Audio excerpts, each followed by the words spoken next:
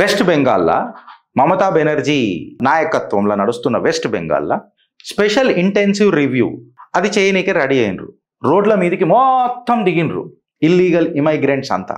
1947లో ఎప్పుడైతే దేశానికి స్వతంత్రం వచ్చిందో దేశానికి కేవలం తను ప్రైమ్ మినిస్టర్ గానీకే దేశాన్ని 3 ముక్కలుగా డివైడ్ చేసిండు. ఇవాళ ఉన్న మన Bharat, Pakistan, western Pakistan and eastern Pakistan, ఇప్పుడు బంగ్లాదేశ్.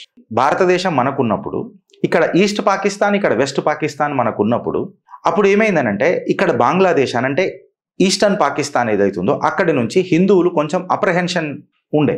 ఎప్పటికైనా మనకు ఈ ఫాల్తుగాన్లతోని తలకాయ నొప్పి అవుతుందని చెప్పి వాళ్ళు కొంతమంది ఆనాడే ఇండియాలోకి వచ్చేసి స్థిరపడిపోయారు. భారతదేశంలో స్థిరపడిపోయినారు.